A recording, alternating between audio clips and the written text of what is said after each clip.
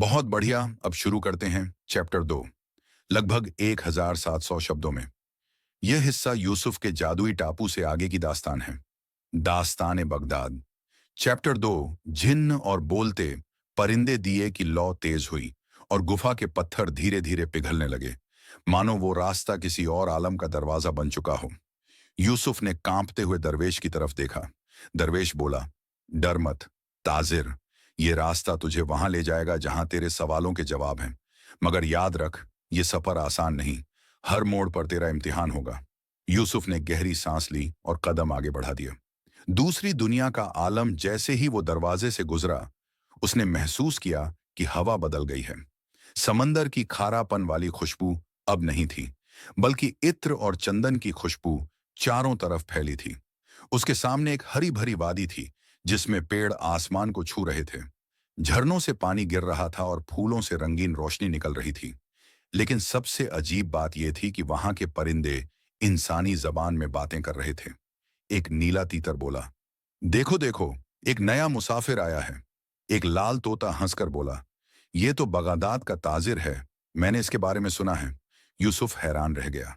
उसने अपने माथे पर हाथ रखा और सोचा, क्या मैं ख्वाब देख रहा हूं? जिन्न की आमद अचानक आसमान काला होने लगा। हवा में कंपन महसूस हुआ। पहाड़ों से गड़गड़ाहट सुनाई दी और फिर बादलों के बीच से एक विशाल साया उतरने लगा। वो जिन्न था। उसका कद इतना ऊंचा था कि पेड़ उसकी कमर तक आते थे। आंखें आग की तरह लाल, पर चेहरे पर उदासी का साया। जिन्न ने गरजती आवाज में कहा, कौन है जिसने मेरी नींद में खलल डाला? यूसुफ डर के मारे कांप गया, मगर दरवेश, जो अब भी उसके साथ था, बोला, ये बगदाद का ताजिर है। इसका दिल सुकून तलाश करता है। इसे तेरी दास्तान सुननी है। जिन्न पहले तो हंसा, फिर अचानक चुप हो गया।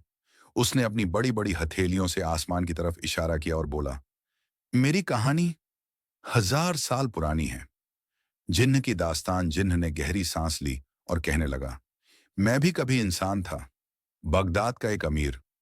मेरे पास सोना, चांदी, महल और नौकर सब कुछ था। लेकिन मेरा दिल कभी भरता नहीं था।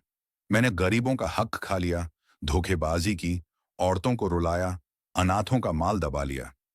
एक रोज मैंने अल्लाह के एक वली का मजाक उड़ाया। उसी वक्त उसने बद्दुआ दी, तेरा लालच तुझे जिन्न बना देगा और तू समंदरों का कैदी रहेगा जब तक कोई नेक इंसान तुझसे सबका न ले। जिन्न की आंखों से आंसू बह निकले। मैंने सदियों तक समंदर में भटकते भटकते ये सीखा कि दौलत कभी सुकून नहीं देती। सुकून तो सब्र, शुक्र और नेक नियत में है। यूसुफ की रूह कांप गई। उसने महसूस किया कि ये बातें उसके दिल पर सीधी उतर रही हैं। परिंदों का सबक। जिन्न की दास्तान खत्म हुई तो बोलते परिंदे उसके चारों तरफ उड़ने लगे। नीला तीतर बोला, ए मुसाफिर, जिन्न की कहानी याद रखना। इंसान का असली तख्त उसका दिल है। अगर दिल साफ है तो इंसान बादशाह है, चाहे उसके पास कुछ ना हो। लाल तोता बोला, और अगर दिल गलाजत से भरा है तो वो जिन्न से भी बदतर है, चाहे उसके पास दुनिया भर की दौलत हो। यूसुफ ने सिर झुका दिया। नई मंजिल की तरफ दरवेश ने दिया फिर से उठाया। लौ चमकी और एक नया दरवाजा खुला। दरवेश बोला, तेरा सफर अभी शुरू हुआ है। अब तुझे उस जगह जाना होगा जहां एक हसीन राजकुमारी कैद है। उसका नाम जरीना है। उसकी कैद तेरे सफर की असली कुंजी है। यूसुफ ने पूछा, क्या मैं उसे आजाद कर पाऊंगा? दरवेश ने कहा, अगर तेरी नीयत साफ रही तो तुझे मदद मिलेगी, मगर अगर तेरे दिल में लालच आया तो तेरा अंजाम भी उस जिन्न जैसा होगा। जरीना की झलक दरवाजे से गुजरते ही यूसुफ ने खुद को एक खूबसूरत बाग में पाया। हर तरफ फूल खिले थे, झरने बह रहे थे, हवा में संगीत था। बाग के बीच एक संगमरमर का झूला था, जिस पर एक हसीन लड़की बैठी थी। उसके चेहरे पर उदासी छाई थी, आंखों में आंसू थे। उसने धीमी आवाज में कहा, मैं जरीना हूं। मुझे एक जादूगर ने अपने जादुई किले में कैद कर रखा था। जिन्न ने मुझे वहां से छुड़ाया, मगर मेरी किस्मत अब भी अधूरी है। मुझे आजाद करने के लिए ऐसा इंसान चाहिए जिसके दिल में कोई खोट ना हो। यूसुफ ने उसके आंसू देखकर कसम खाई, जरीना, मैं तेरी मदद करूंगा, चाहे मुझे अपनी जान ही क्यों ना देनी पड़े। नई मुसीबत की आहट। जरीना ने कहा, मगर तुझे जादूगर जालिम का सामना करना होगा। उसका किला परिंदों से भी ऊंचा, बादलों से भी दूर है।